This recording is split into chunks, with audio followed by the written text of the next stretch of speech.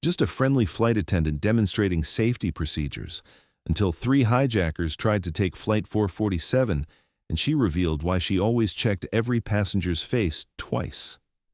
Welcome to Hidden Legends.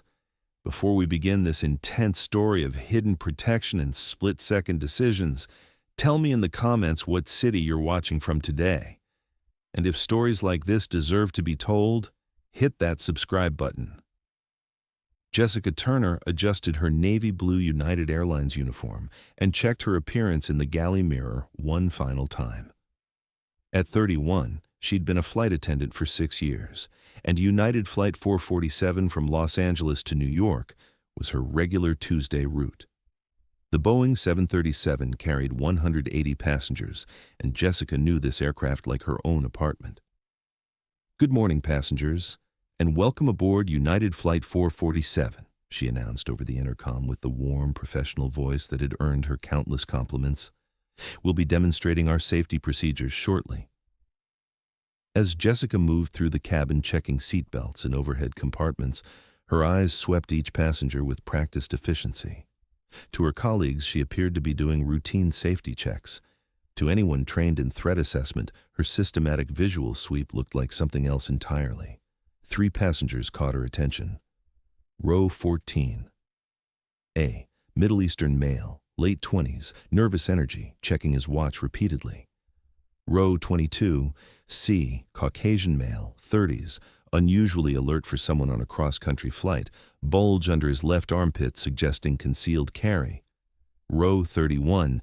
B. Hispanic male, 20s, fidgeting with something in his carry-on bag. Jessica had been Federal Air Marshal Jennifer Martinez for 8 years before she became a flight attendant. She'd worked hundreds of flights, neutralized dozens of threats, and developed instincts that never fully shut off. Today, those instincts were screaming. "Jessica," called Maria Santos, her colleague working first class, "we're ready for safety demonstration." Jessica nodded and took her position at the front of the cabin. As she demonstrated oxygen mask procedures and emergency exits, her peripheral vision tracked the 3 suspicious passengers. Row 14. A kept checking his phone. Row 22. C hadn't touched his magazine.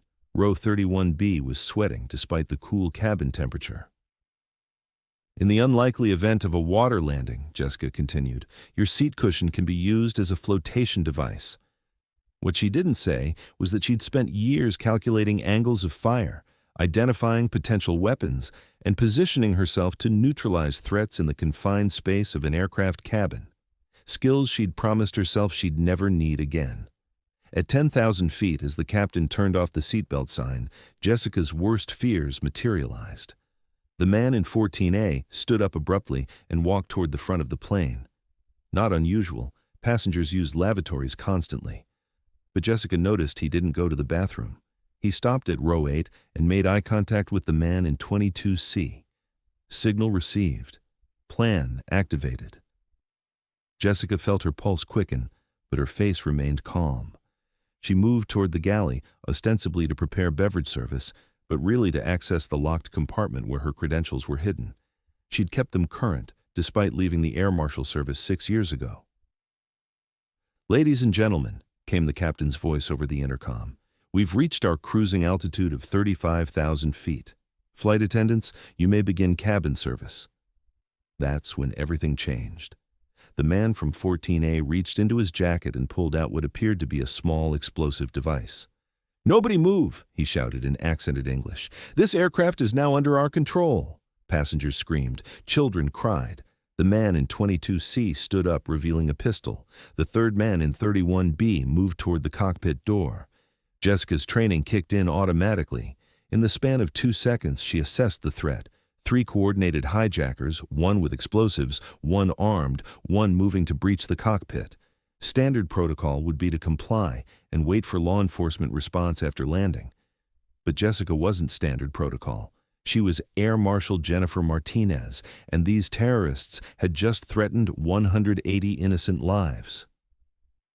"Please remain calm," she announced over the intercom, her voice steady despite the chaos. "Follow the instructions of the cabin crew." What the hijackers didn't know was that she'd just activated an emergency code phrase that would alert air traffic control to an active hijacking. What they definitely didn't know was that she'd spent 8 years training for exactly this scenario. "You!" The man with the explosive device pointed at Jessica. "Sit down and shut up." Jessica raised her hands in apparent surrender, but positioned herself near the emergency access compartment. "Of course, please don't hurt anyone." "All passengers will remain seated," he continued. "We are taking this aircraft to—" Jessica moved. 8 years of combat training compressed into 3 seconds of lethal precision. She grabbed the emergency fire axe, spun, and buried the blunt end into the gunman's solar plexus. As he doubled over, she disarmed him with a joint lock that sent the pistol sliding under seat 15A. The bomber turned toward her, finger on the detonator. "I'll blow up this plane." "No, you won't," Jessica said calmly, raising the pistol she'd just retrieved. "Because you're not getting off this aircraft alive if you do." For the first time, the hijacker looked uncertain. This wasn't supposed to happen. Flight attendants were supposed to be helpless. "Who are you?" he demanded. "Air Marshal Jennifer Martinez, Federal Badge 1847, Jessica announced loudly enough for the entire cabin to hear. "And you, gentlemen, just committed an act of terrorism against a United States aircraft." The third hijacker, who'd been trying to breach the cockpit, spun around at her words. He had a knife, but he was 20 rows away from her in the narrow aisle. "Drop your weapons now!" Jessica commanded, gun trained on the bomber. "You're outnumbered, outgunned, and out of options." But the bomber wasn't finished. "You shoot me, I detonate this device. Everyone dies." Jessica had faced this scenario dozens of times in training. Suicide bomber, confined space, innocent civilians. The solution required split-second timing and absolute precision. "You're right," she said, appearing to lower her weapon. "I can't risk everyone's lives." The bomber relaxed slightly, finger easing off the detonator. That microsecond of relaxation was all Jessica needed. She dove left, rolled between the seats, and came up behind him. One arm locked around his throat, the other grabbed his wrist holding the detonator. Professional restraint technique, cutting off blood flow to the brain without triggering his reflexes. In 8 seconds, he was unconscious. The device was secured. The knife-wielding hijacker rushed down the aisle, but Jessica was ready.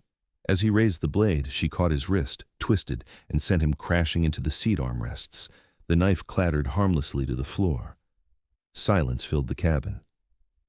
"Ladies and gentlemen," Jessica announced, breathing heavily but maintaining professional composure, "the situation has been neutralized.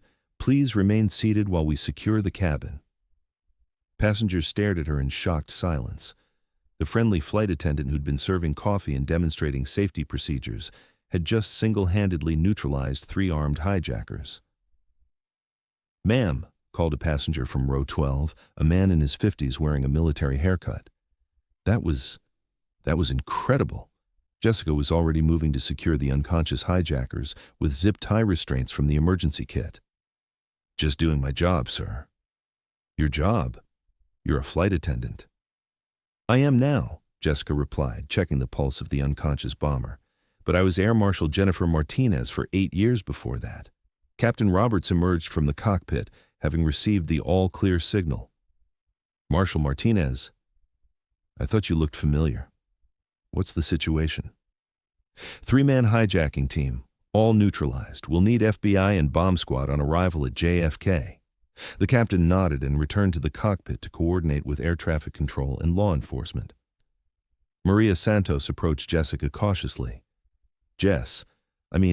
Jennifer, how did you— 8 years of training, Maria. You learned to read people, to spot threats, to react faster than they can think.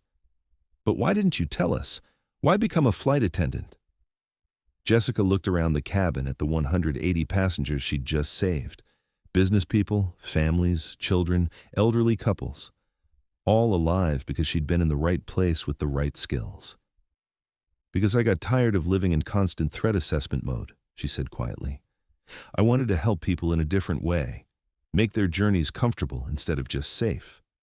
And yet here you are, saving lives again." Jessica secured the final restraint on the third hijacker. "Some skills you never really stop using." The remaining 4 hours to JFK passed in surreal calm. The hijackers remained unconscious and secured. Passengers alternated between staring at Jessica in awe and trying to process what they'd witnessed. A young woman from row 6 approached Jessica as she resumed normal flight attendant duties. "Excuse me, are you really an air marshal?" "Former air marshal," Jessica corrected, offering her a bottle of water. "Now I'm just Jessica, your flight attendant." But you saved all our lives." "I prevented a dangerous situation from escalating. It's what I was trained to do." "Will you go back to being an air marshal now?" Jessica considered the question. I chose this job because I wanted to create positive experiences for travelers, not just prevent negative ones. Today was unusual circumstances. As Flight 447 approached JFK, Jessica made one final announcement. "Ladies and gentlemen, as we begin our descent into New York, I want to thank you for your cooperation during today's unusual circumstances. Your safety and comfort have always been our primary concern." What she didn't say was that scanning for threats, assessing risks, and being ready to protect innocent lives had become as natural as breathing. Whether she carried a federal badge or wore a flight attendant's uniform, some responsibilities never truly ended. FBI agents boarded the aircraft immediately upon landing. The 3 hijackers were taken into custody, and passengers were interviewed before being released. Jessica spent 3 hours in debriefing, answering questions about her actions and the threat assessment that had led to her intervention. "Marshal Martinez," said Agent Patricia Coleman, "your response was textbook perfect. Have you considered returning to active duty?" "Agent Coleman, I left the Air Marshal Service for personal reasons that haven't changed. I'm a flight attendant now." "But your skills clearly haven't diminished." Jessica looked out the window at JFK's busy runways, where hundreds of flights took off and landed safely every day because people like her remained vigilant. "My skills will always be available when innocent lives are at risk, but I prefer using them to make sure passengers have a pleasant flight rather than waiting for the worst to happen." Agent Coleman nodded. "We'll need you available for testimony when this goes to trial." "Of course." That evening, Jessica sat in her Queens apartment, still wearing her United Airlines uniform. Her phone had been ringing constantly. News outlets, former colleagues, even a call from the Air Marshal Service offering immediate reinstatement. She turned off the phone and looked at her schedule for tomorrow. Flight 883 to Chicago, then connecting service to Denver. Normal routes, normal passengers, normal problems like crying babies and spilled drinks. She'd saved 180 lives today, using skills she'd spent years trying to leave behind. But she'd also served coffee to a nervous first-time flyer, helped an elderly passenger with his oxygen mask, and made sure a child traveling alone felt safe and cared for. Both mattered. Both were service. Both made a difference. Jessica Turner would be back at 30,000 feet tomorrow, scanning passenger faces with trained eyes, serving drinks with steady hands, and carrying the quiet confidence of someone who had learned that protecting people could take many forms. Some warriors never stop serving. They just find new ways to stand guard. 3 months later, Jessica received a letter from Sarah Chen, a passenger who'd been in row 23 during Flight 447. Sarah had been traveling to New York for her daughter's college graduation, and she wrote to thank Jessica not just for saving her life, but for the calm, professional way she'd handled the crisis. "You made me feel safe even in the most terrifying moment of my life," the letter read. "That's a gift that goes beyond training. That's who you are." Jessica kept the letter in her flight bag, a reminder that service comes in many forms and that sometimes the most important battles are fought by people who never intended to be warriors at all. This story was brought to you by Hidden Legends. If you know someone whose service continues in unexpected ways, share their story in the comments. And subscribe to honor those who never stop protecting others, whether in uniform or wings.